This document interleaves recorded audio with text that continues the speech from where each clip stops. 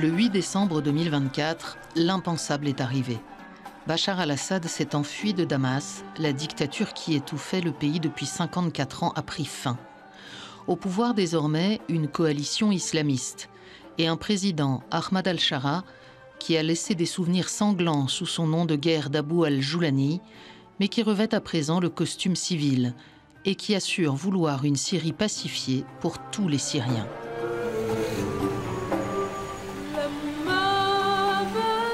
Sauf que la sécurité peine à s'installer. Des exactions sont régulièrement commises, des accrochages entre milices, entre bédouins et druzes, des vengeances contre les Alaouites qui régnaient sous Assad, et jusqu'à des épisodes de massacres, comme sur la côte, au printemps, ou en juillet dernier à Soueïda, avec des milliers de morts à la clé. Le pays est ruiné, au propre comme au figuré, et dépendant du bon vouloir des grandes puissances. Le risque d'une partition du territoire, voire d'une reprise de la guerre civile est dans toutes les têtes. Et s'il affiche sa bonne volonté, le nouveau pouvoir professe aussi une vision rigoriste de l'islam qui peut changer le quotidien des Syriens et surtout des Syriennes. Nul ne sait dans quel sens le vent va tourner. Alors nous avons voulu aller sur place, avec pour guide Églantine Gabec-Sialé, chargée de mission à l'œuvre d'Orient et amoureuse de la Syrie.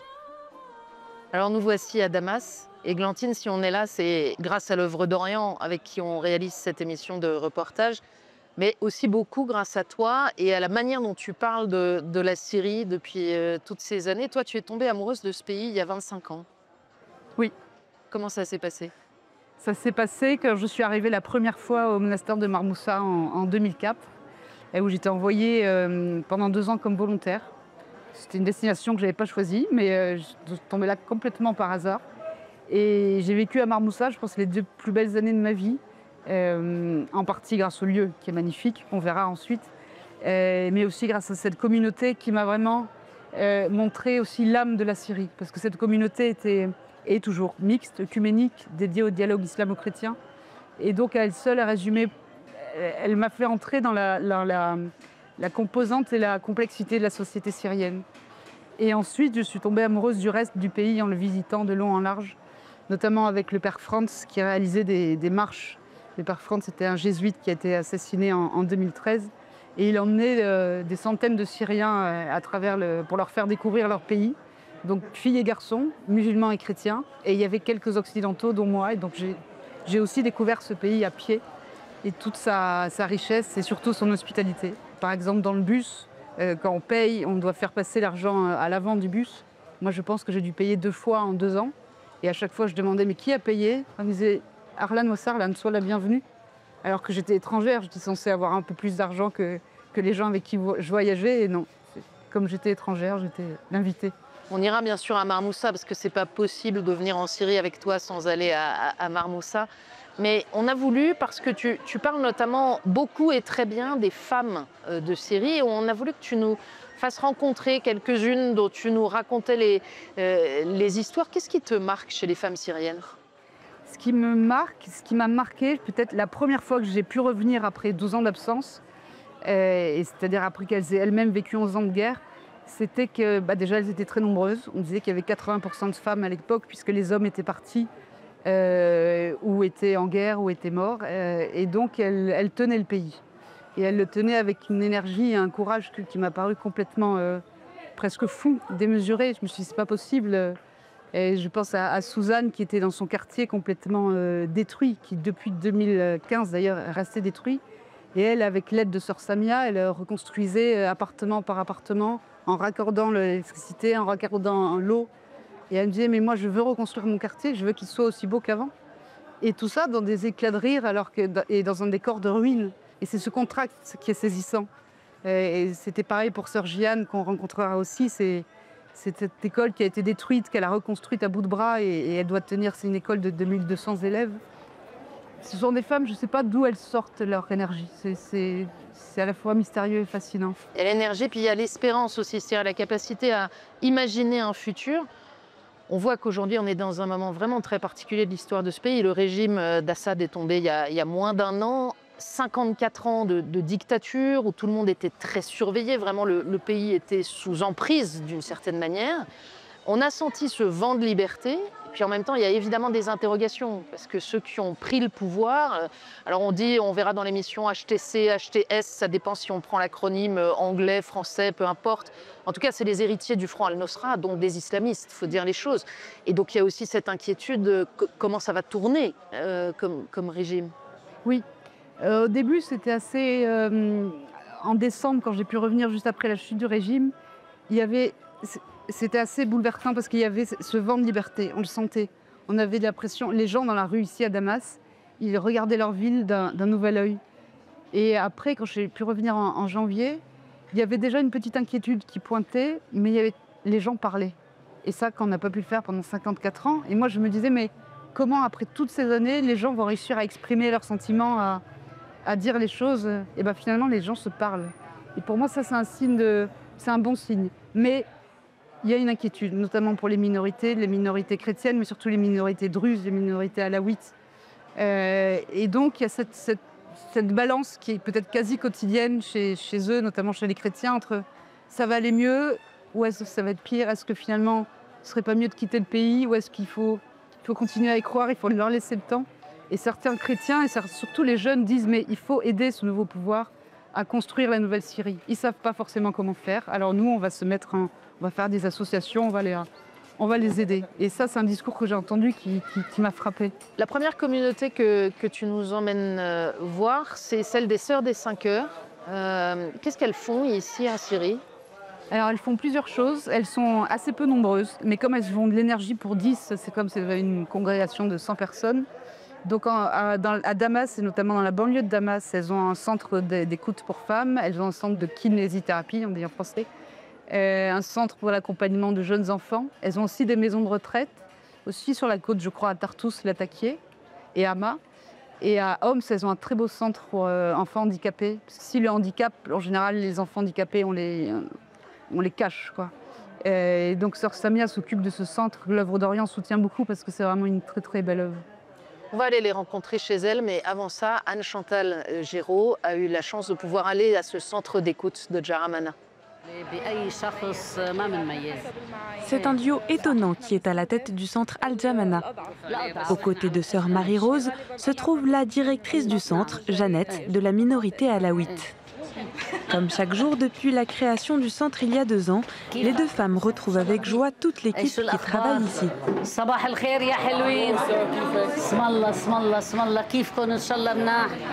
La prochaine session n'ayant pas encore débuté, le centre est vide aujourd'hui, mais Jeannette nous plonge dans le décor. This door is for ladies. They come here. We deal with women who live in Jaramana and have children, and they maybe have some struggles with dealing with their children, especially after the war and all the social problems that we find, like violence between children. Fatigue, dépression ou bien mari souvent absent, ces femmes qui n'ont plus les ressources nécessaires pour prendre soin d'elles-mêmes et de leur famille sont accueillies ici par 8 animateurs salariés. We teach them about positive parenting, coping skills, and in the coaching sessions, we work one-on-one with the female to suggest solutions for her problems that she faces in. Ici, à huis clos, chaque femme peut s'exprimer librement et établir des objectifs pour les 6 mois à venir. Une méthode qui porte des fruits, comme pour une femme qui a découvert comment poser un cadre à ses enfants. Having rules at home was make a fine relationship with their mother and the others. Ici, les femmes viennent de tous horizons et de toutes religions. Alaouites, druzes, chrétiennes et sunnites. Dans les rues de Damas, de Jaramana, où vous passez, il y a beaucoup de violence, beaucoup d'agressions, beaucoup de refus les uns pour les autres. Ce lieu, c'est un lieu de réconciliation. Au début, il y a comme ça un recul les unes par rapport aux autres, mais à la fin des séances, on voit vraiment ces femmes qui travaillent ensemble, qui partagent beaucoup de choses et elles peuvent porter cette réconciliation à la maison. Depuis 2 ans, environ 200 femmes ont été accompagnées par le centre d'écoute.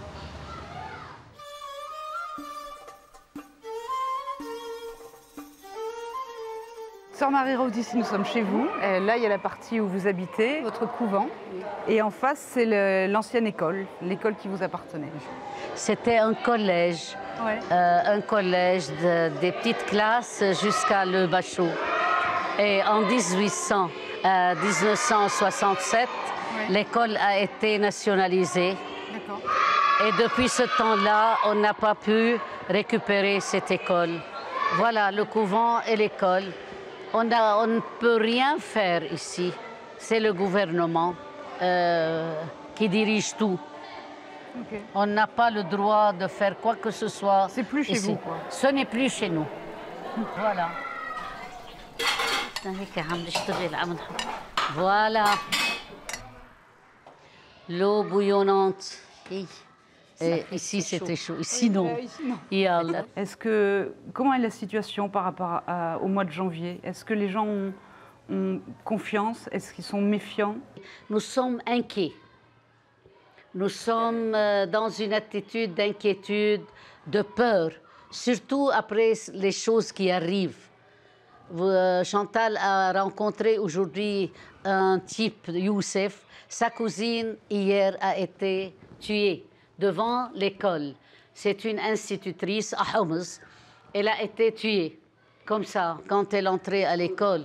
Un enfant kidnappé, l'attaqué, c'est un enfant de 12 ou 13 ans qui a été enlevé devant tout le monde, avec des personnes avec masque. Voilà, c'est une situation avec des histoires de tous les jours. C'est vrai, il y a beaucoup de choses dans les souks, il y a beaucoup de produits, mais ça manque aussi de liquide, d'argent. Les banques, par exemple, moi je suis employée, mon salaire va à la banque et chaque semaine je peux avoir seulement 500 000 livres syriennes, c'est-à-dire 50 $. Dans le temps, on pouvait retirer tout ce qu'on peut. L'électricité et l'eau, qui étaient des problèmes, c'est mieux ou Non, par exemple, nous autres, tous les 3 jours... 4 heures. 4 heures par jour d'électricité. De l'État. De l'État. C'est-à-dire 2 heures, 2 heures, 2 heures électricité, 4 heures coupe. 2 heures électricité, 4 heures coupe. Nous autres, on a les plaques solaires. Ah, ok. Maintenant, nous n'avons pas d'électricité. On a mis les plaques solaires. Oui. Pour l'eau, pour le moment, ils nous ont dit que tous les 3 jours, vous allez avoir l'eau. Et il y a quand même des jeunes qui espèrent encore que ce pays peut... Bien sûr, il y a des jeunes. Nous autres, quand même, nous sommes des filles d'église. Il y a l'espérance, comme dit le Saint-Père. Mais il faut toujours soutenir les familles chrétiennes qui sont là. Il faut les soutenir. Beaucoup de difficultés dans les familles. Il y a beaucoup de familles qui payent la location, si elles ont été chassées de leur emploi, qu'est-ce qu'il faut faire? Et vous, comment vous faites pour supporter tout le monde, pour aider tout le monde? Chaque matin, quand on rencontre Jésus-Christ, on prend un peu de force pour aller rencontrer les autres. Si on ne rencontre pas le Seigneur le matin, on ne peut pas rencontrer les autres. C'est notre force, l'Eucharistie du matin, notre prière, notre vie communautaire ensemble. Les unes soutiennent les autres. Par exemple, si je quitte pour mon travail, Jeannette est là pour accueillir les gens avec sœur Majdeline. Elles accueillent les personnes qui viennent chez nous. Tous les jours, nous avons des personnes qui viennent chez nous. Comment vous pensez que les gens peuvent se réconcilier? Est-ce que c'est possible? Nous avons vécu avec des musulmans à Ma'loula. Moi, je suis de Ma'loula. Maintenant, les petits qui sont venus, les jeunes, ils ont une rancune contre les gens de Ma'loula parce que Ma'loula a été déplacé. Eux, ils sont partis, je ne sais pas où. Il y a qui sont partis en Europe, à Idlib. Maintenant, les jeunes qui viennent, ils veulent se venger des jeunes chrétiens qui sont là. Alors, il y a le curé à côté avec le cheikh. Ils font toujours des rencontres pour adoucir cette rancune, pour adoucir ce que vivent les uns et les autres. Les chrétiens aussi ont une rancune contre les musulmans aussi, les deux, parce qu'il y a beaucoup de personnes tuées à Ma'loula, parce que beaucoup de maisons ont été brûlées, vice-versa. Les chrétiens ont brûlé les maisons des musulmans et les musulmans ont enlevé beaucoup de personnes et ils ont tué et ils ont brûlé aussi. Et l'État était là pour attaquer les musulmans attaquaient les chrétiens et voilà. Mais il y a beaucoup de chrétiens, de musulmans, de jeunes qui se rassemblent ensemble, qui réfléchissent. Ils ont fait des comités, par exemple, à l'église orthodoxe, à l'église de la Croix, ici, à Kassa. Il y avait beaucoup de musulmans, de chrétiens qui partageaient ensemble comment faire. Il y a beaucoup de comités. Moi, j'entends, je vois. Et je crois que ça va prendre énormément du temps. Et nous espérons, vraiment nous espérons. Et moi, je prie beaucoup pour le gouvernement, pour le président, pour ceux qui dirigent. Nous prions beaucoup. Que l'Esprit Saint leur donne vraiment la lumière, le discernement, l'engagement, la confiance que les gens ont besoin d'un État stable. Moi, je prie beaucoup pour les gouverneurs en Syrie, vraiment. Nous autres, on n'a pas de problème. C'est-à-dire les religieuses, l'Église, n'a pas de problème avec l'État. On est libre, on travaille, nous sommes très respectés. Par n'importe quel musulman nous respecte parce qu'ils savent ce que nous travaillons. On n'a pas peur de ça, non.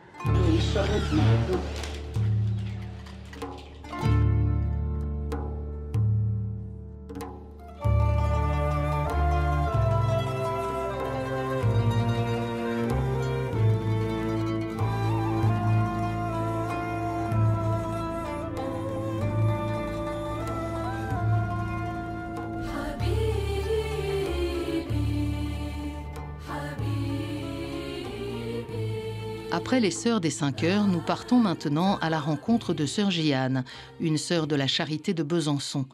La congrégation enseignante tient la plus grande école catholique du pays depuis 100 ans. Pendant la guerre, les cours ont eu lieu ailleurs, car l'école se trouvait sur une ligne de front. Elle a été détruite, puis restaurée, et elle a rouvert à la rentrée 2021. Mais de nouveau, au printemps dernier, les balles ont sifflé lors d'un accrochage entre sunnites et druzes des quartiers voisins. Quand il y a eu l'accroche entre Jaramana et Mleha, parce que nous, on est juste au milieu, et tout était ici devant notre porte, et même ceux qui étaient armés, ils étaient comme ça, ici, et nous étions au sous-sol, donc on les entendait. Et puis si vous voyez le mur, et toutes les vitres comme ça, on ne les voit pas de loin, mais c'est comme ça. Mais tout, la chapelle, nos chambres, toute cette surface, et même l'ascenseur, mais maintenant on l'a réparé, l'ascenseur qui est là-bas, tout était cassé. Et les vitres de l'autre côté. Donc nous, on a fait des fleurs en attendant pour que quand les élèves reviennent, qu'ils ne soient pas effrayés.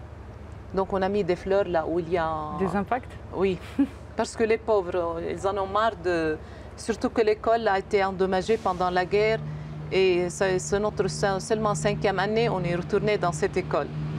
Donc encore revivre la guerre pour les élèves, on ne veut plus. À l'écart de la caméra, nouée par l'émotion, Sœur Jeanne nous explique que sa famille est désormais réfugiée au sous-sol de l'école. Originaire de Soueïda, où des massacres se sont déroulés l'été dernier, sa mère, sa sœur et sa nièce ont dû fuir en pleine nuit à travers champs pour avoir la vie sauve en laissant tout derrière elles. Des amis leur ont envoyé en vidéo ce qu'il reste de leur maison. Ces images et les récits des violences commises dans sa région d'enfance bouleversent Sœur Jeanne. Mais malgré la peur et la fatigue, elle tient fermement la barre de son école. Bien sûr, on aime bien cette école, on aime bien notre pays. On aime bien parce qu'on sait que dans les actes des apôtres, les premiers chrétiens étaient là, même avant Saint Paul. Donc, puisque Saint Paul est venu pour les persécuter, pour les mettre en prison. Donc, qu'il y avait déjà, il y avait l'évêque Anani. On tient à notre pays, on tient à notre école, on tient à ce que les élèves trouvent dans notre école un lieu de foi, un lieu d'éducation et un lieu de joie aussi. Ils ont droit à la joie. Par rapport à l'école, on a entendu dire que le gouvernement modifiait les programmes scolaires. Oui, le programme, il y a eu des modifications. Et quand on a cherché les livres, il y a le responsable, il a signé une feuille comme quoi il est responsable d'appliquer toutes les modifications. Donc, c'est quoi les modifications? Bien sûr, tout ce qui concerne l'ancien régime, ça c'est normal. Mais aussi, il y a des modifications, par exemple, tout ce qu'il y a comme mot Dieu, mais on parle de l'histoire, les dieux, donc il fallait enlever le mot Dieu. Par exemple, si on étudie la Grèce antique, on ne peut plus parler des dieux de la Grèce antique. Non. Et puis, deuxièmement, on a fait tout un chantier avec les professeurs parce qu'il y avait plein de photos à coller. Par exemple, tout ce qu'il y a comme statue aussi, ça doit coller. Les statues, c'est interdit. Toute la représentation de... Tout ce qui est statue. Donc, des fois, il y avait un petit statut et puis les photos dans nos livres, c'est pas la résolution des photos, c'est vraiment pas de grande qualité. Il y a à peine si on voit les choses. Et puis, par exemple, il y a des filles qui jouaient comme ça le ballet. Et puis donc, puisqu'on voit, et puis ces dessins, c'était pas des vraies filles. Donc, puisqu'on voit les bras et puis les jambes, donc aussi il fallait coller ça. Ça veut dire qu'on colle quelque chose par-dessus pour l'effacer, oui. Pas qu'on le voit. Oui, ça on a signé qu'on va faire ça. Donc les professeurs, on a ouvert tous les livres de tous nos élèves et on a fait un chantier pour coller telle page, barrer telle chose, tout ça. Et puis dans la religion musulmane, ils disent ceux qui ont encouru la voie de Dieu, c'était avant ceux qui ont choisi la route du mal.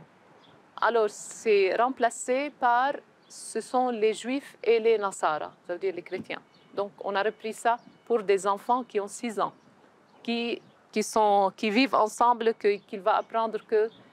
On a dit, même si dans leur religion, c'est ce qu'ils croient, mais c'est une explication, ce n'est pas un verset. Donc, l'explication devait rester comme avant. Donc, ceux qui ont choisi le mal, sans préciser qui. Donc, non, maintenant, on a précisé... En Syrie, ceux qui ont choisi le mal, c'est les Juifs et les chrétiens. Voilà, Nasara. C'est écrit Nasara, qui sont les chrétiens. Il y a tout ce qui se passe, mais peut-être quelque chose est possible pour qu'en Syrie, les communautés continuent à vivre ensemble. Vous y croyez encore? Il y a un proverbe en arabe, je ne sais pas comment le traduire en français, mais c'est pour dire « sans l'espoir, il n'y a plus de vie ». Il faut toujours espérer. Autrement, on meurt.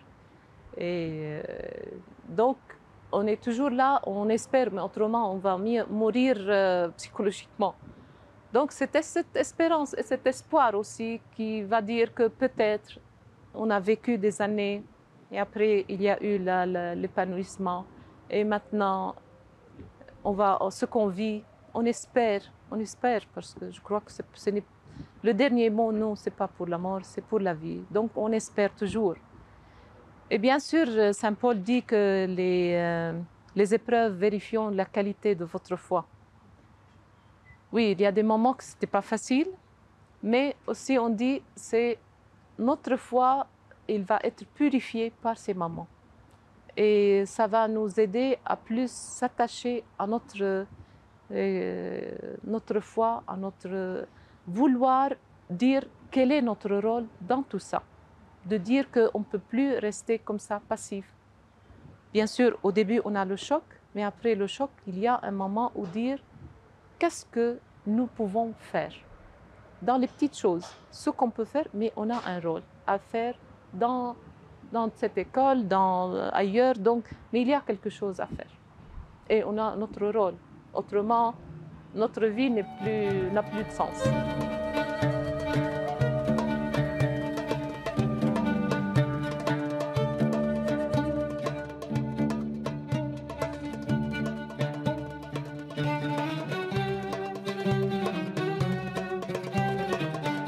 Avant de quitter Damas, Églantine nous présente une amie, Nada Sarkis.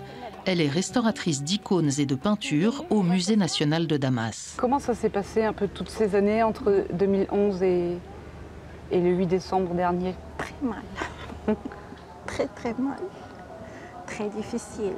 Toi, tu vis où à Damas? Tu vis proche de l'hôpital italien. Oui. Je ne sais pas si vous connaissez où. Non. C'est plutôt dans la banlieue de Damas ou c'est dans Damas? Non, dans Damas. Et du coup, il y avait des bombardements, il y avait des... Pas sur nous, mais sur les autres autour. Tout autour. Et ça, c'est très difficile. C'est très difficile. Parce que quand il y a le bombardement, c'est très fort et on a vraiment très peur. Très peur. Toute la maison bouge et tout. Et on a dit, toujours, je dis, si moi je sens comme ça, qu'est-ce qu'il passe avec les gens qui ont les bombes sur eux? Et il y a plusieurs choses qui étaient très difficiles. Encore quand il y a très froid, quand il est vraiment très froid, je pense beaucoup aux gens qui sont en tente, par exemple. Si moi je suis dans la maison et ça va, mais il n'y a pas de l'électricité, mais c'est mieux dans la maison, on peut dire. Oui. Et quelquefois, il y a de l'électricité. Mais quelquefois, je ne voulais pas mettre quelque chose pour chauffer parce que je veux être avec qui sont heureux, on peut dire. Par solidarité avec ceux Oui, qui sont solidaires. oui, quelquefois ça passe avec moi en fait, parce que c'est vraiment très dur de penser que les gens, notre gens, je dis ça, moi toujours je dis que c'est notre peuple, c'est nous. Et je ne sais pas qui avec eux, qui sont maintenant morts ou blessés ou je ne sais pas quoi. Et depuis le 8 décembre, c'est comment? Alors, le 8 décembre, c'est la joie. C'est la joie complètement, Yann. Et après 2 jours, je suis allée à rue. J'ai vu tous les gens souriants. Avant, tous les gens comme ça, pas rien. Tout est dépression, tous les Syriens. Et après, les Syriens, tous souriants. Par exemple, je sais pas, une fois je marche, je dis comme ça, les gens, Mabrouk. Et je connais ou je ne le connais pas. Félicitations. Et on dit oui, félicitations, oui. Et tout très souriant. C'est un jour vraiment que je n'arrive pas à marcher sans une grande sourire, comme ça. Je marche comme ça. S'il y a des personnes, il n'y a pas. C'est très touchant, c'était un jour.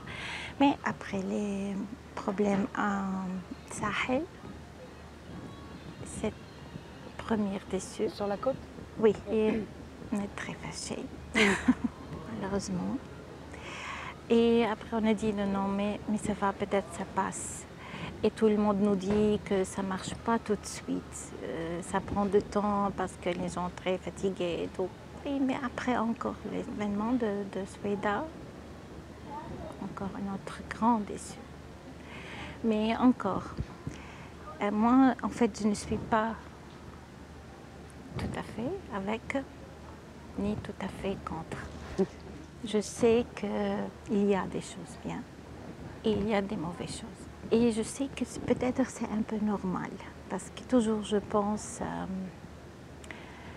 que vraiment, je vois très bien comment les gens qui sont blessés 14 ans, ils ont perdu ses maisons, ses familles et tout, ne peuvent pas être normaux, on peut dire. Oui, c'est normal. Est-ce que tu sens que le regard sur les femmes a changé depuis le 8 décembre ou pour toi, tout est pareil? Il y a un peu de peur. Peur. Toi, tu la ressens? Un peu. Il y a un peu de peur, on peut dire. On ne sait pas si, par exemple, s'il vient maintenant quelqu'un qui est vraiment très extrémiste et qu'il n'aime pas jamais, par exemple, que je suis sans voile ou tout. Je ne sais pas. C'est pas. Ça veut dire qu'il y a beaucoup, mais ça passe. Ça passe, malheureusement. C'est un peu comme un sentiment imperceptible. C'est comme si tu sentais quelque chose qui a changé, sans savoir trop le définir. Oui, c'est pas grand-chose, mais il y a quelques... Par exemple, j'étais dans, je ne veux pas dire où, mais dans un réunion, il y a peut-être 150 personnes plus. Toutes les femmes sont voilées, sauf moi. Moi et une dame aussi, seulement. Je trouve un peu, et c'est quelque chose de très humain où on est. Je ne veux pas dire exactement. La dernière fois qu'on s'est vus, c'était en juillet, à Marmoussa. C'était la première fois que tu revenais à Marmoussa depuis le début de la guerre. Et c'était des journées de rencontres et d'échanges avec des personnes druzes, des personnes sunnites, des personnes chrétiennes. Et il y avait beaucoup de temps d'échanges sur ce que les gens avaient vécu en prison et sur la manière dont ils voyaient ou la réconciliation ou la justice, ce dont ils avaient besoin pour aller mieux, pour reconstruire le pays. Toi, tu as vécu ces journées comment? Tous les gens qui étaient là-bas, c'est les gens que je voulais voir tout le temps. C'était un peu toute la Syrie qui était réunie. Oui, c'est ça. Et tous qui vont vraiment la paix. Merci Nada. De rien. Merci Tu beaucoup. parlais beaucoup, je pense. Églantine nous avait déjà largement convaincus, mais Oui. vous avez achevé de le faire, donc Marmoussa, justement, on va y aller.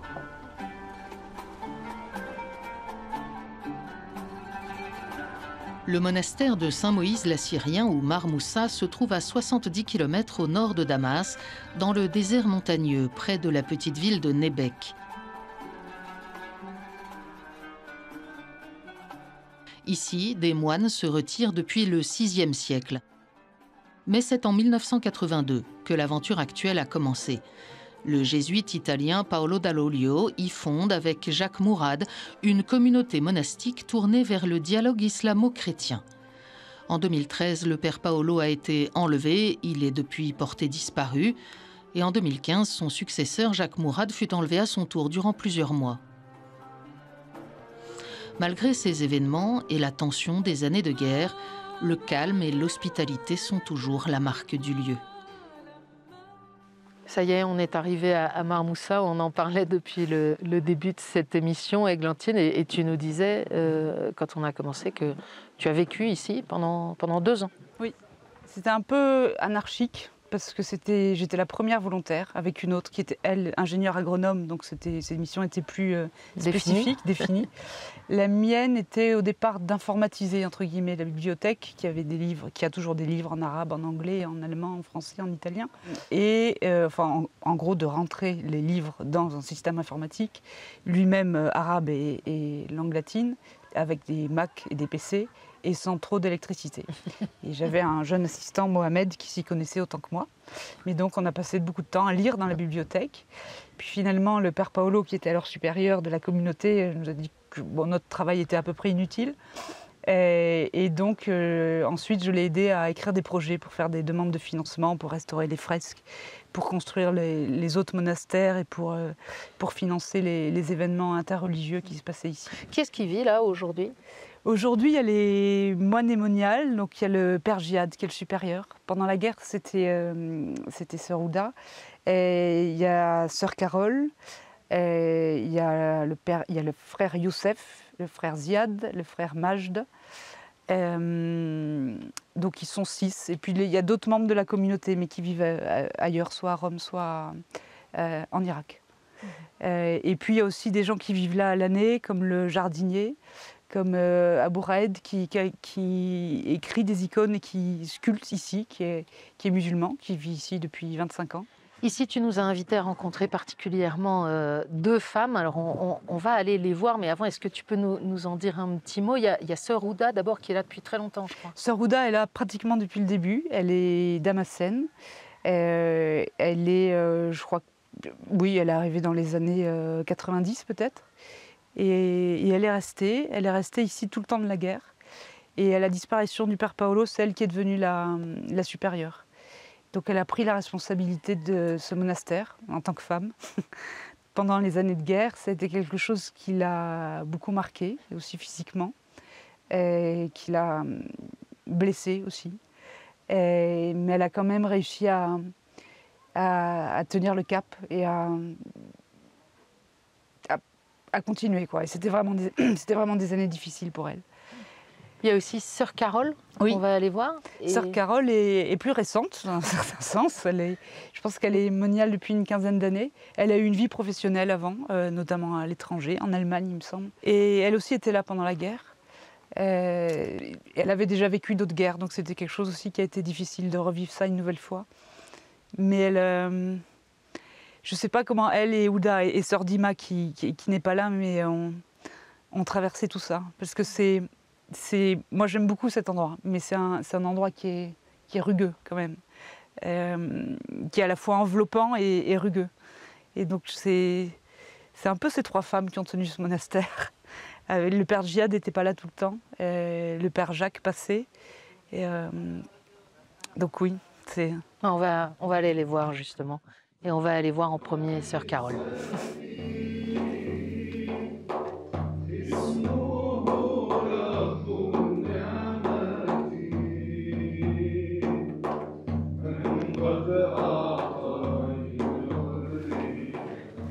Bonjour Sœur Carole. Hey, bonjour. Merci de nous rejoindre Sœur Carole. Églantine nous a déjà un peu parlé de vous, mais peut-être pour qu'on fasse connaissance, vous pouvez nous dire d'où vous venez, comment vous êtes arrivée ici? Ah, c'est une longue histoire, hein. Je vais essayer de le dire en bref. En fait, je suis arrivée ici pour la première fois en 2009, après avoir lu 2 livres du Père Paolo, le livre de Guillaume de Monjou sur Marmoussa et Amoureux de l'islam croyant en Jésus, qui venait de sortir en fait, et que j'avais trouvé à la foire du livre de Biel à Beyrouth. Et je suis venue avec la jeunesse allemande de l'ordre de Malte pour découvrir ce lieu. J'étais déjà laïque consacrée et j'avais compris à la lecture des livres de Paolo que mon cœur que j'avais offert à Dieu pour l'amour du monde, eh bien, que j'avais du mal, en fait, à aimer vraiment les musulmans à cause de cette peur, de cet ancrage dans la peur, voilà, à cause de la mémoire communautaire que l'on hérite, mais aussi de l'expérience de la guerre du Liban. Vous êtes libanaise? Je suis libano-allemande, oui, mais d'origine libanaise, donc... et ça, c'était difficile pour moi d'envisager aussi... non seulement la question de l'islam, mais la question de la Syrie, à cause de l'occupation syrienne du Liban qui a duré à peu près 30 ans. Mais voilà, le Seigneur fait ce qu'il veut. Et puis il m'a attrapée en tant que laïque consacrée, ayant déjà fait vœu d'obéissance. Il m'a dit, voilà, je te veux ici. Et ça a été la grande aventure parce qu'il m'a donné le Père Paolo comme modèle de vie pour aimer l'islam et les musulmans. L'islam en tant que religion, les musulmans en tant que personne. Et ça a été la découverte. C'est une des choses les plus difficiles à comprendre en Occident. Aimer les musulmans en tant que personne, ok. Oui. Aimer l'islam en tant que religion, c'est un peu plus compliqué. En fait, j'étais exactement du même avis. Et...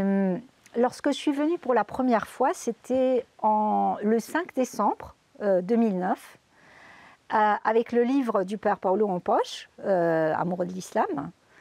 Et je lui avais demandé de m'écrire une dédicace.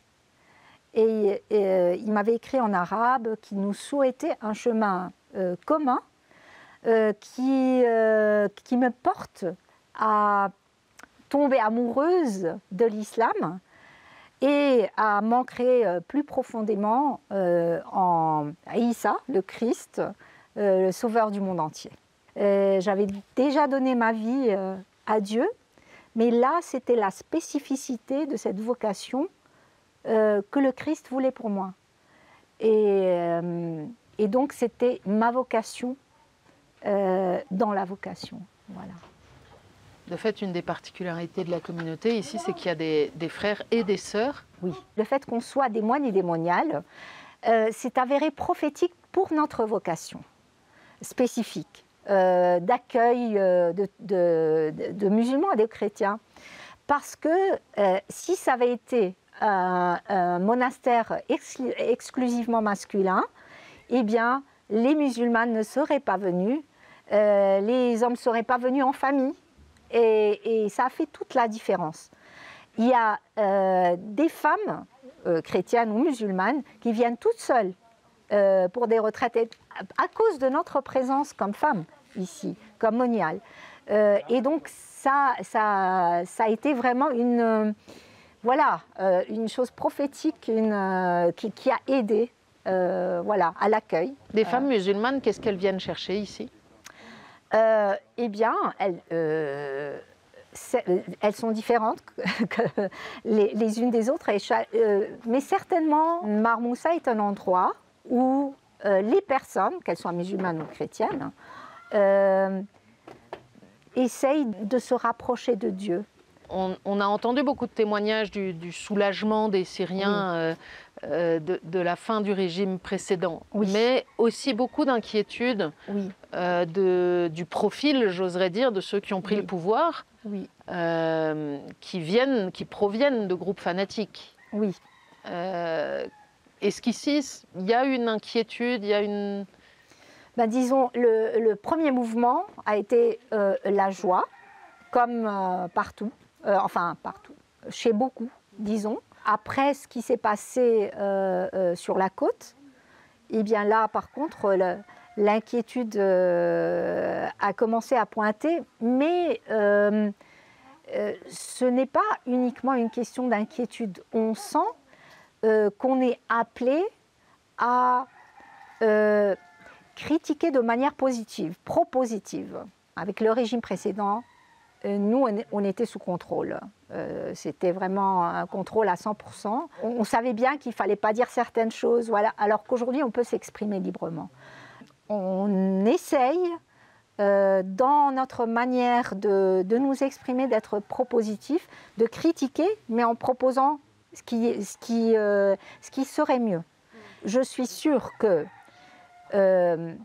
s'il n'y avait pas eu des personnes, comment dire, fortes, entre guillemets, au pouvoir, il y aurait pu y avoir une guerre civile ici, de nouveau, très vite. C'est peut-être la nature de ceux qui sont arrivés au pouvoir qui, d'une certaine manière, jusqu'à un certain point, offre à la Syrie la possibilité de ne pas se désintégrer totalement. Mais en même temps, il y a le danger de désintégration à cause de cette nature dont vous parlez. Donc, c'est vraiment comme une épée à double tranchant. On peut imaginer que peut-être même pour une partie de la population sunnite modérée, mais oui, il y a aussi un peu le temps de la revanche. Parce que c'est une communauté qui a été aussi effroyablement martyrisée par le régime de Assad. Oui. Et donc, il y a un peu le côté... Ok, les minorités en ce moment souffrent beaucoup, mais bon, chacun son tour. Je ne peux que rendre témoignage de ce que j'ai vécu moi, humainement, spirituellement, parce que Dieu, les pensées de Dieu sont très différentes des nôtres. C'est ce que j'ai tout à fait compris le jour où il m'a dit qu'il me voulait ici. Moi, la Libanaise, pour qui les Syriens devaient rester en Syrie, voilà, et qui n'avait pas forcément envie de faire connaissance avec la Syrie. Et puis, l'islam. J'ai vécu plus de 20 ans en Allemagne parce que je pressentais au Liban que la majorité, avec le temps, allait devenir une majorité musulmane.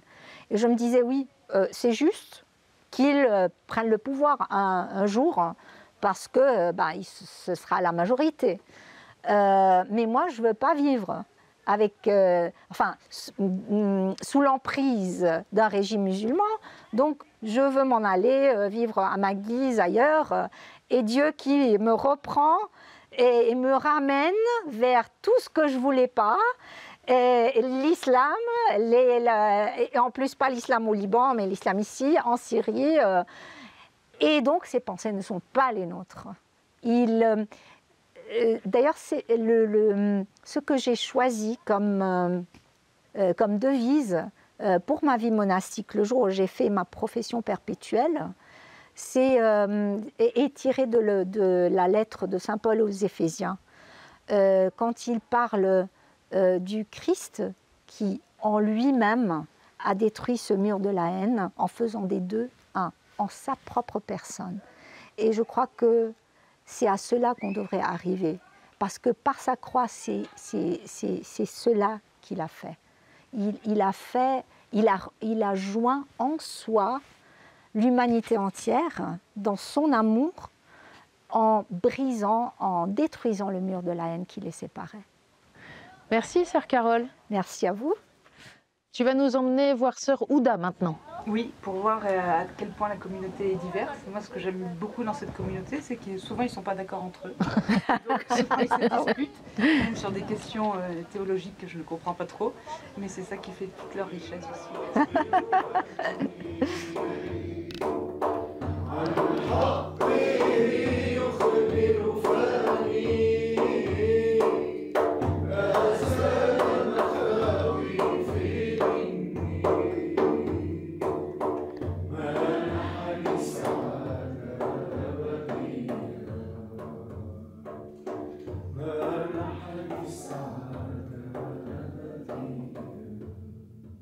Alors, on est maintenant avec sœur Ouda, qui est une figure historique de cette communauté. Depuis quand est-ce que vous êtes ici? I'm here from 93.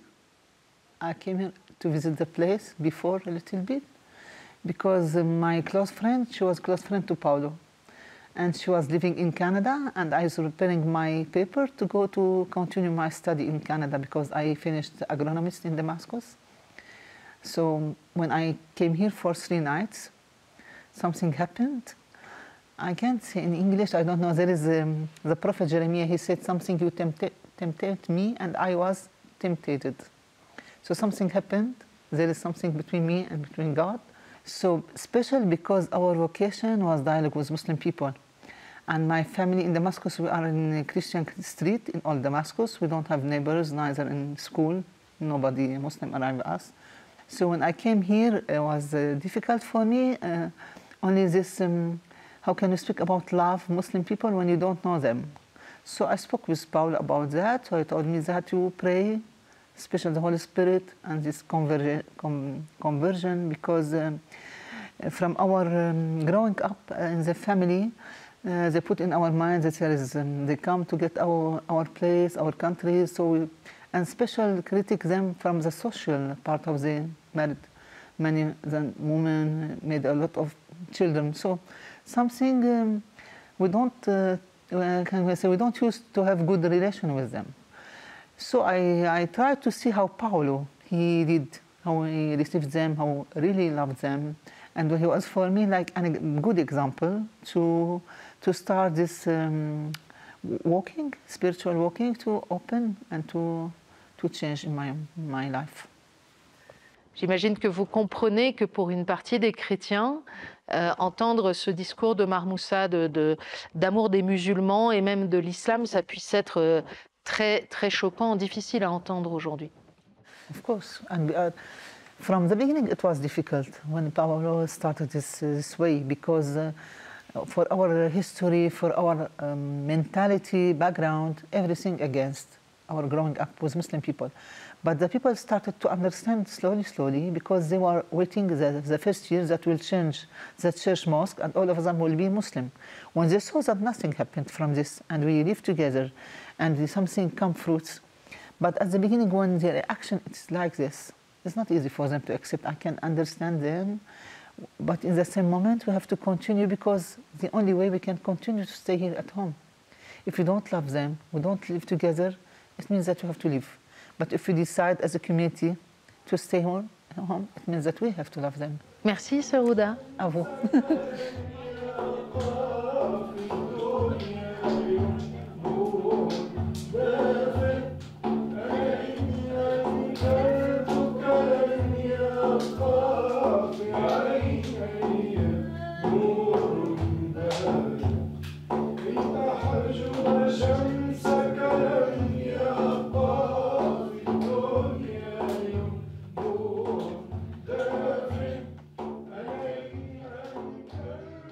Après le calme du désert, nous poursuivons notre route vers le nord, destination Homs, la troisième ville de Syrie.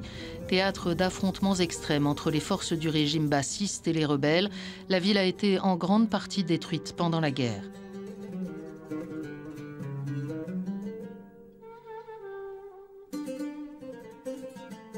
C'est l'archevêque syriaque catholique qui nous accueille chez lui, Jacques Mourad. Il est cofondateur de Marmoussa et lui-même pris en otage par Daesh pendant 5 mois, il y a tout juste 10 ans, en 2015. Merci de nous accueillir chez vous, Monseigneur Mourad.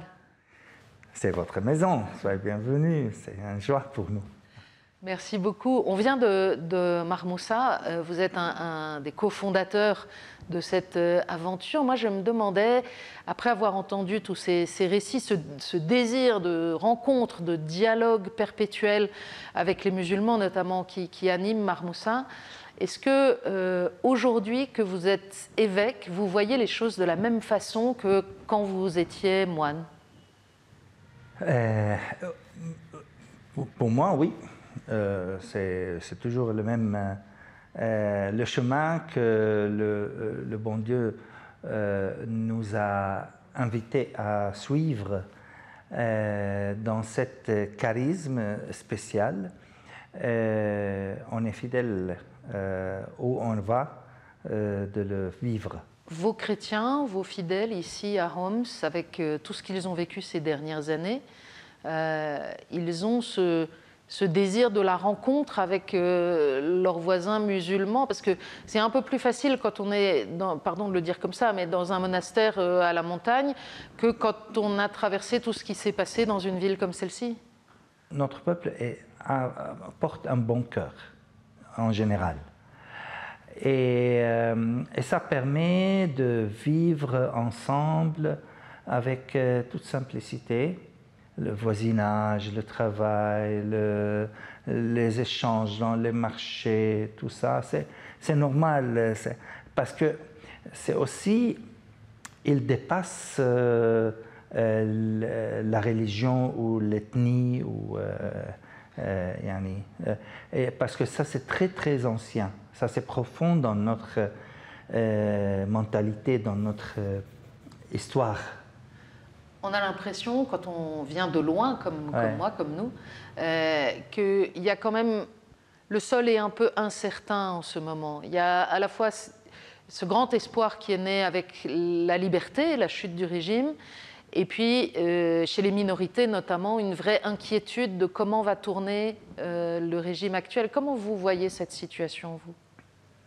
En fait, pour moi, le grand changement, c'était une étape fondamentale pour tout le peuple syrien, mais on ne peut pas appeler liberté.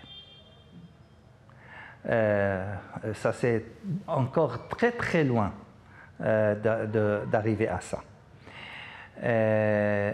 Deuxième chose, exactement, parce que nous avons vécu pendant 60 ans une vie écrasée. On n'est pas digne de vivre dans notre territoire, dans notre pays, comme citoyen. On était toujours vraiment écrasés. Donc, pour nous, n'importe quel changement, c'est une libération. C'est bien. Mais après très peu de temps, pour ça, tout le peuple syrien était content. Parce que ça, c'est profond dans notre désir intérieur d'arriver à ça. Mais après quelques jours, exactement, tout de suite, tous ces rêves, tous ces désirs, ils sont disparus. Quand on a commencé soumis dans la peur et dans cette situation terrible que nous vivons jusqu'aujourd'hui. Le gouvernement actuel elle est basé sur la loi musulmane. Ça veut dire sur les guides, et les paroles et les discernements des chefs religieux. Et ça, c'est préoccupant. Ça, c'est grave aussi. Parce qu'on ne peut pas voir ou construire l'avenir de la Syrie à la base de la loi musulmane. Ça, c'est exclu. On ne peut pas l'accepter. Parce que la Syrie, ce n'est pas seulement les sunnites.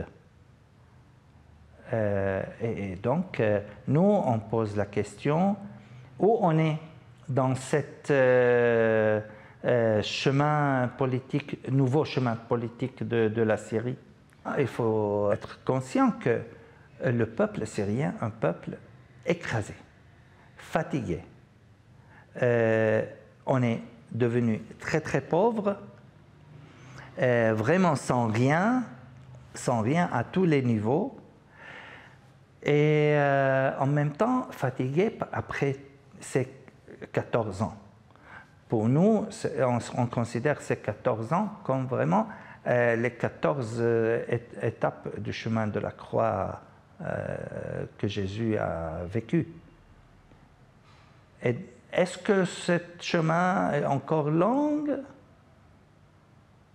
Ou on peut arriver, on tient toujours l'espérance à la résurrection en tant que chrétien. Mais concrètement, on est encore sur le chemin de la croix. On porte une croix très lourde. Monseigneur, je voudrais qu'on dise un mot des femmes, parce que c'est le propos de notre émission. On a voulu, voilà, il y aurait tellement de choses à dire sur la Syrie, mais on a voulu donner la parole à beaucoup de femmes. On a voulu aussi que ceux qui regardent KTO un peu partout entendent la voix de ces femmes dans les différents états de vie. Quel regard vous portez sur les femmes de Syrie? Moi, je pense que nos femmes, ils sont des saintes. Ils sont vraiment des héros. Parce que concrètement, si on voit pendant toutes ces années, j'imagine sans le rôle primordial des femmes dans notre société, la Syrie elle ne peut pas continuer. Parce que ce sont les femmes qui ont toujours le courage pour défendre et pour confronter avec la politique, avec les bureaux des mukhabarat avant et aujourd'hui avec le nouveau régime. Que pour le gouvernement, les hommes sont le centre de la vie. Et les femmes sont le deuxième degré, et nous, les autres minorités, nous sommes le troisième ou quatrième degré. Monseigneur, un dernier mot. Je reviens aux femmes. Je vous l'ai dit dans cette émission, on essaye aussi de leur donner la parole et puis de découvrir certaines figures. Alors, sur les conseils d'Églantine, on va aller voir une jeune femme qui s'appelle Nouhad. Vous la connaissez, je crois? Oui, bien sûr. Qu'est-ce que vous pouvez nous en dire? C'est un exemple bien choisi, surtout qu'elle a des caractéristiques qui présentent vraiment la femme syrienne parce qu'elle est quelqu'un qui savent de soi-même, qui a vécu la souffrance sociale et politique, soit au niveau social, soit au niveau aussi chrétien, et aussi parce qu'elle a une certaine force de personnalité et courage. Elle est une femme très courageuse qui nous donne vraiment une idée de la femme syrienne. Avec donc une vraie personnalité, et c'est Anne Chantal Giraud qui est allée passer un moment avec elle. I'm Nuhad, I'm 32 years old. I live in Homs city in Syria with my son Jude. He's 7 years old. I studied psychology and now I'm working with the Jesuit here in Homs. So as a Christian single mom, I can go almost everywhere. I use my bike usually for transport, but I don't feel like the freedom to walk everywhere in any time. Mère célibataire, chrétienne, si Nuhad revendique sa liberté, elle doit composer avec l'insécurité. We hear a lot of things happening in the night, shooting, people getting killed. And in the same neighborhood here, it's not far away. So we try to be in the house, not late, or to have some company while we are coming to the house, me and my son. So it's not easy. We all have this kind of hidden fear. We don't know what will happen next. There are a lot of things that I would really like to do as a normal human being activity. I don't know, maybe to go to watch a movie with my son or going to a playground for children, which does not exist here in Homs. Thank God that there are some activity, especially among the churches, but we are really lacking of all the entertainment things, especially for children.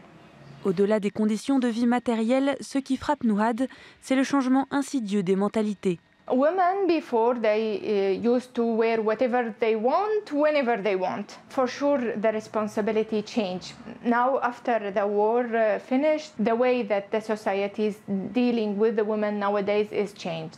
I think it's because of the political point of view that is related to the Islamic strict people. We hear in a lot of places that women need to wear hijab to walk in the street or cannot wear whatever they want or to move freely. Despite the fear, I feel like I'm protected. I think my connection with God is so special, so I know that He's looking after us. We live each day by day. I feel deep inside of me that staying in Syria and doing whatever I'm trying to help the people with is my purpose of life.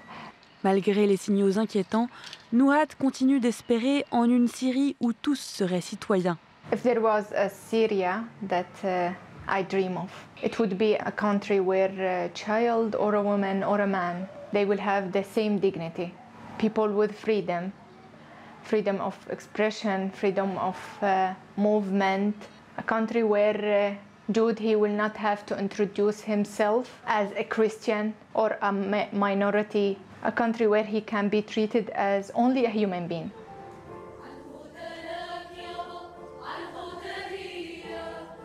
Une dernière étape nous attend avant de quitter Homs, dans la cour du centre jésuite, tout juste reconstruit, véritable poumon du quartier chrétien où est enterré le père Franz, assassiné en 2013. Églantine y a donné rendez-vous à son amie Suzanne. Jeune architecte, elle a passé les dernières années à reconstruire les maisons détruites de son quartier, appartement par appartement, raccordant l'eau et l'électricité pour permettre aux familles de revenir.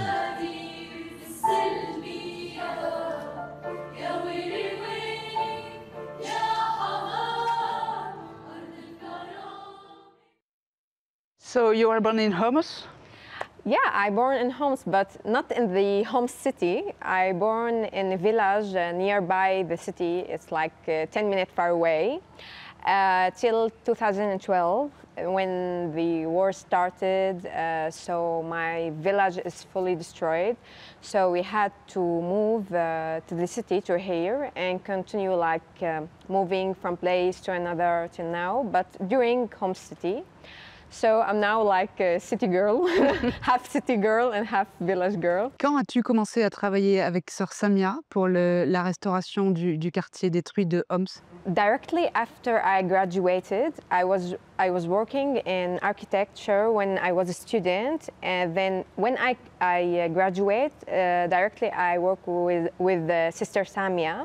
You know, they were working in the region in the city that destroyed from the war, and we were like working in renovation and rebuilding like destroyed streets and buildings and house and all of that, and we were helping the people to come back to their origin home, and of course for free, and we helped the city to have a new life after she died, after she destroyed.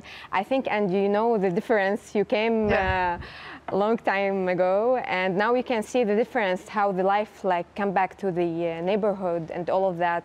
And you know, I lost my home, so it was very good experience to help other people to come back to their homes. Depuis le 8 décembre, est-ce que tu sens que les choses ont changé pour les femmes ici?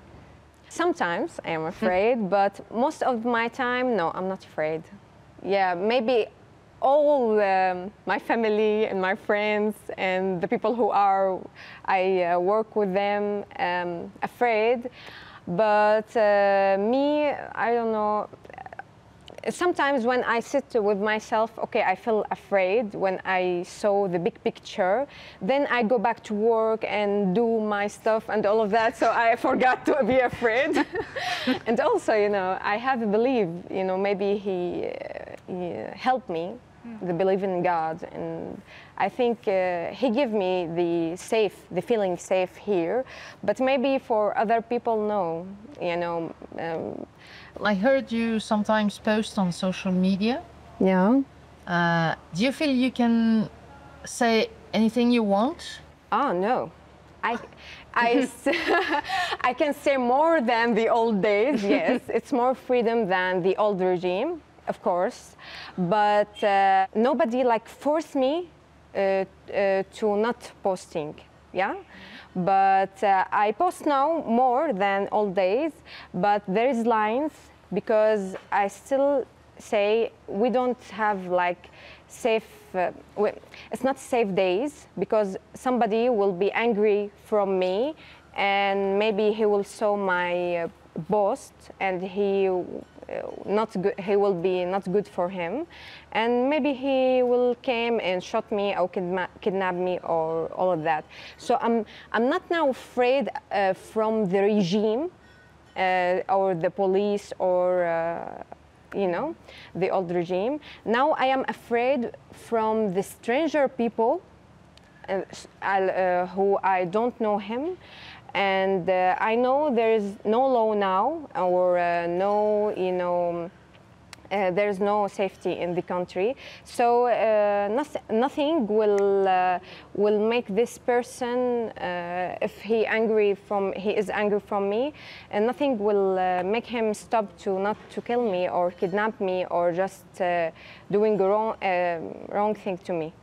Et comment est-ce que vous voyez l'avenir? Actually, I really don't know, because every day there is hundreds of news and hundreds of political actions and all of that. And I don't know, actually, how the future of Syria, I think it's in hand of the biggest country in the world who is controlling controlling all the politics in the region. So actually, we don't know. Après Homs, toujours plus au nord, direction Alep, véritable capitale culturelle et économique du pays. La bataille d'Alep fut la plus importante et la plus sanglante de la guerre. Plus de 20 000 morts civils y seront officiellement recensés entre 2012 et 2016, auxquels s'ajouteront les 6 000 victimes du tremblement de terre de février 2023. Il y a 15 ans, la communauté chrétienne comptait près de 200 000 membres. Ils sont moins de 20 000 aujourd'hui. nous retrouvons chez lui l'archevêque maronite de la ville, Monseigneur Joseph Tobji. Comment ça va aujourd'hui? Mais aujourd'hui, il y a plusieurs niveaux. Donc, disons, pour le niveau économique, c'est encore, il y a la pauvreté. Ça a augmenté, la pauvreté, parce que il y a beaucoup des employés licenciés, même les militaires sont licenciés, donc ils n'ont pas un travail à faire et pas d'entrée. Donc voilà, c'est une grande nombre de personnes qui ont laissé le travail. Et puis les prix sont augmentés, les loyers triplés, quadruplés, voilà. Et donc sur ce niveau économique, c'est encore pesant et très dur. Sur le niveau de la sécurité, ça va dans quelques zones de la Syrie et ça ne va pas dans d'autres. Donc allez, on est bien,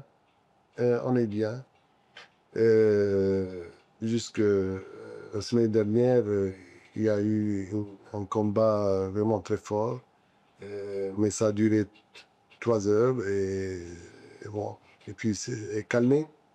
Mais vous connaissez bien le sud de la Syrie, le littoral, le nord-est, donc il y a des... Ça ne va pas très bien. Hélas, les gens n'ont pas confiance encore, une pleine confiance de la nouvelle situation, de la nouvelle autorité. La population est déchirée,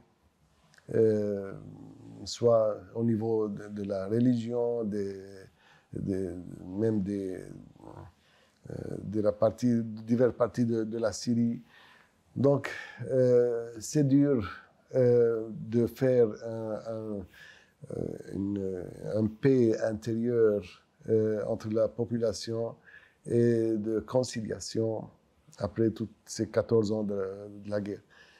Donc, ce travail, il faut que quelqu'un qui doit faire ce travail. Donc, nous, comme Église, on essaie de faire quelque chose pour la réconciliation et pour encourager notre gens de faire la vie politique dans le sens de diriger la conscience,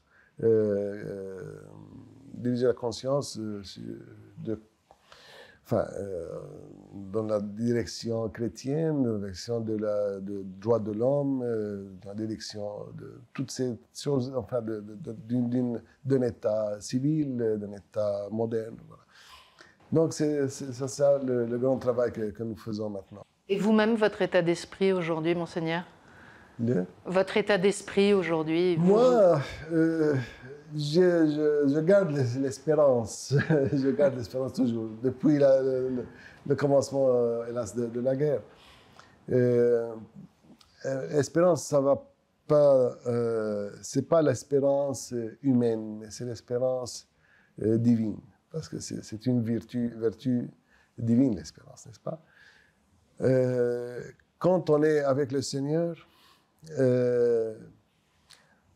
on a la paix intérieure.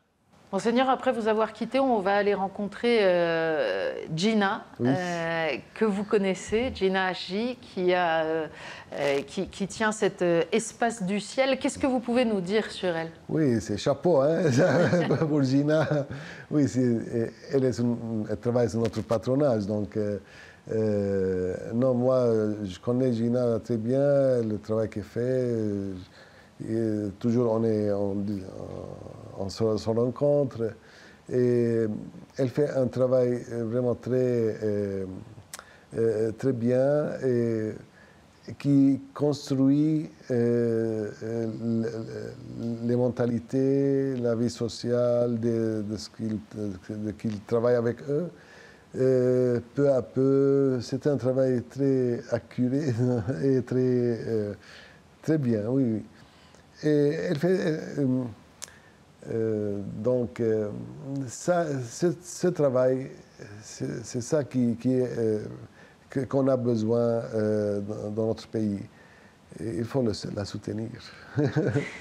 Merci beaucoup, Monseigneur, de nous avoir accueillis. Justement, Anne-Chantal Giraud est allée à l'Espace du Ciel. Bienvenue, bienvenue en Espace du Ciel. Allez. Ce sont de petites salles modestes aménagées au rez-de-chaussée d'une maison. Espace du Ciel accueille pourtant ici de nombreux élèves en difficulté scolaire ainsi que leurs mères. Ce centre de formation a été fondé en pleine guerre par Gina Hachi, jeune chrétienne alors âgée de 30 ans. Espace du Ciel est né en 2012 à partir d'une idée qui est lancée peut-être au cœur de moi quand j'ai vu comment tout ce qui se passe dans le pays divise cette relation parmi les gens. Et c'est pour cela, peut-être, puisque je suis quelqu'un qui est formé dans le domaine pédagogique et un peu psychologique, moi j'ai cherché quelque chose qui aide à réunir, à découvrir, à être plus tolérant, à être plus ouvert vers l'autre de n'importe quelle communauté. Au moins une fois par mois, Gina propose des séances de soutien psychosocial aux mères les plus démunies.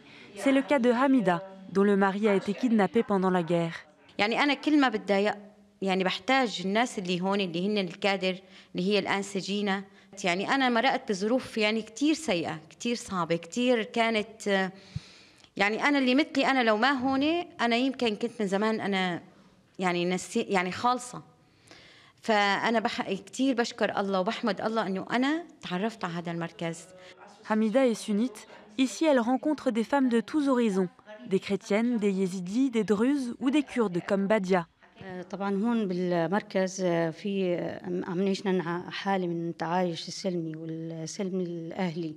كثير مخاوف مثلا بالبداية كانوا يقولوا إنه مثلا عم يحضروا بالكنيسة أو يروحوا على الأماكن الدينية المسيحية. هذا الشيء كان في مخاوف بالبداية. بالنسبة للمسيحية نحن أنا اللي لاحظته عندهم جرعة كبيرة من الحب بقلبهم عم يصدروها للآخر. Ici, les femmes échangent sur ce qu'elles vivent, sur leur place dans leur famille et retrouvent confiance en elles. C'est le cas de Ouda, qui a obtenu son baccalauréat grâce au centre. حتى مثلا على مستوى تدريس أولادي يعني أنا ما كنت أعرف أدرسهم إنجليزي مثلا أدرسهم إنجليزي صار هيك يعني نظرة أولادي إلي إنه أنا مثلا درست يعني ما إنه أمية ما عندي شهادة يعني شوي إنه طورت من حالي قدام أولادي. Ce sont tous ces témoignages qui donnent la force à Gina de rester. Ce n'est pas facile de rester en Syrie avec tout ce qu'elle a vécu, mais toujours on a cette espérance. Les gens aspirent la paix et sur cette paix, moi, je bâtis avec le développement du projet qui continue toujours. Le projet a connu une croissance significative ces dernières années. En plus des centres à Alep et à Hama, Gina prévoit d'ouvrir de nouvelles antennes à Homs et à Tartus. Dernière rencontre de notre périple, Monseigneur Hanna Jalouf, évêque des catholiques de rite latin en Syrie. Il a été pendant 22 ans curé à Idlib, le bastion des islamistes pendant la guerre. Lorsque Daesh a pris le contrôle de la région, il est resté seul avec un autre franciscain pour les 700 chrétiens qui n'avaient pas fui. Orthodoxes, protestants, catholiques des différentes églises, peu importe, je suis désormais votre curé, leur a-t-il dit, et comme chef des chrétiens, il a négocié avec le chef de Daesh. Il primo in contatto era come detto, con ISIS. Il capo di ISIS, quando è entrato da noi, dopo 3 giorni viene a farci visita. Allora lì è stato un incontro un po' doloroso. Mi ha invitato all'Islam. Allora io ho invitato al cristianesimo. Nello stesso momento Figurati, allora lui si è infuriato. Poi ho detto, senti, non io sono musulmano, neanche tu sei cristiano. Dimmi che cosa possiamo fare insieme per servire la gente che abbiamo. Allora mi ha detto, se nel caso, se non volete entrare nella religione della misericordia, dell'amore, tutto il resto, tra noi c'è il trattato di Omar, quel trattato che è stato fatto tra Sofronio, patriarca di Gerusalemme, e Omar, il califo, che viene il secondo califo dell'Islam. Ho detto, ma di che cosa si tratta? Ho fatto finta di non sapere niente.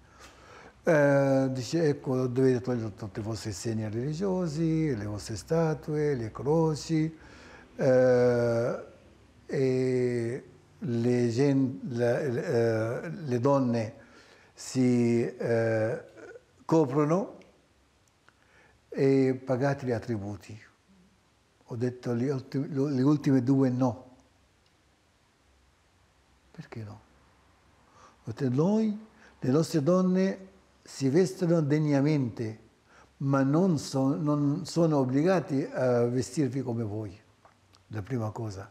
La seconda cosa, secondo quel trattato, come noi non abbiamo alzato armi contro di voi potete proteggerci dai missili e aerei del governo?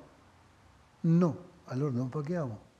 Perché qui c'è una regola, voi dovete difenderci perché noi siamo sotto la vostra dimissione e quando voi non potete proteggerci allora non paghiamo. E infatti in tutta la Siria e l'Iraq dove sono stati ISIS ogni cristiano ha pagato 17 grammi d'oro. Da noi a Idlib non abbiamo pagato neanche un soldo. Vabbè, poi piano piano ho detto, senti, c'è una persona che è stata rapita 58 giorni fa, se potete aiutarci a trovarla o a sapere se è morto o vivo o liberarla. Dice, inshallah, se Dio vuole. Ho detto, inshallah non vuol dire né sì né no, io voglio o sì o no. Allora, quando dice, ti ho detto inshallah, e così abbiamo finito il discorso, dopo una settimana ritorna e mi porta quell'uomo che era rapito e me lo consegna e mi ha detto, ecco, e c'è uomo come Gesù Cristo, sono stato fedele alla mia parola. Ho detto, anche noi siamo stati fedeli alla nostra parola, da quando non ti ho visto non abbiamo suonato più le campane, perché ero obbligato di... vabbè. Allora, e poi è nata un'amicizia tra noi un po' sui generis, non sappiamo come è nata. Mais après quelques mois, Daesh est remplacé par le front al-Nosra et les persécutions recommencent. Le père Djalouf sera même enlevé en 2014 avec plusieurs paroissiens. Puis en 2017, c'est l'Organisation de libération du Levant qui prend la région. Les choses s'améliorent un peu car leur chef, Ahmad al-Shareh, commence à penser à l'avenir du pays. Nel 22 ho fatto incontro con lui. Quando ci ha salutato, siamo seduti, mi ha detto, io non sono venuto a farvi predica, io sono venuto ad ascoltarvi. Ho detto, anche noi siamo venuti per farti ascoltare. Abbiamo 1, 2, 3, 4 problemi con voi. Problema dei beni, problema delle case, problema dei terreni, problema anche delle chiese, proprietà religiose. Dopo che ha sentito, mi ha detto di qua fino a giugno prossimo, spero che tutto sarà risolto tra noi e tutti i problemi saranno zero. E abbiamo visto che questo uomo veramente uno può credere in lui, cioè perché lui ha detto noi non siamo venuti a combattere, soltanto siamo venuti a liberare il paese. Per questo quando è arrivato a Damasco la prima cosa ha detto adesso io devo togliere il vestito militare e devo indossare l'abito civile. E io penso che noi dobbiamo aiutarli. Il nostro compito, dobbiamo aiutarli ad arrivare alla libertà, arrivare alla democrazia, arrivare alla cittadinanza siriana. Noi non siamo una minoranza, ma siamo il sale, va bene? Églantine, Alep, c'était notre dernière étape au terme de ce périple avec beaucoup de rencontres. Qu'est-ce qui domine comme impression pour toi? Je crois qu'il n'y a pas une impression qui domine. C'est une impression partagée, mitigée et un peu paradoxale. À la fois, j'ai entendu le désir d'une grande dignité, d'avoir accès à cette dignité chez les femmes et même chez les évêques qu'on a rencontrés, le clergé. D'être un peuple comme tout le monde, d'avoir accès à la liberté, à des choses qui nous semblent basiques. Et ça, c'est un sentiment une revendication très profonde, la dignité, je crois. Et ensuite, l'inquiétude. L'inquiétude de ce qui peut se passer, avec une incertitude totale de ce que seront les mois, les années à venir. Et en même temps, je n'ai pas trouvé de fatalisme. Et c'est ça qui, je trouve, assez étonnant et fort dans ce pays, c'est qu'il y aurait tout pour croire au fatalisme, à penser que rien ne pourra aller jamais mieux après 54 ans de dictature, 14 ans de guerre, et maintenant cette incertitude avec des mini-combats locaux qui rendent la vie, surtout pour les minorités, très fragile, très incertaine. Il y a malgré tout une envie de vivre. On l'a vu chez Nouad, on l'a vu chez Suzanne, chez Nada, et une envie de vivre ensemble surtout, et pas séparés. Merci de nous avoir permis de rencontrer toutes ces figures très impressionnantes, en effet, dans leur courage au quotidien et leur volonté de continuer à construire de la vie et de la vie en commun, comme tu l'as dit. Merci beaucoup, Églantine. Assaillis par les doutes, les femmes et les hommes que nous avons rencontrés en Syrie en ce mois d'octobre 2025 avancent un jour après l'autre pour peut-être contribuer à un avenir meilleur. Chacun à sa façon, ils nous ont fait comprendre pudiquement que même si à vue humaine, l'espoir est mince, l'espérance fondée dans le Christ les tient debout.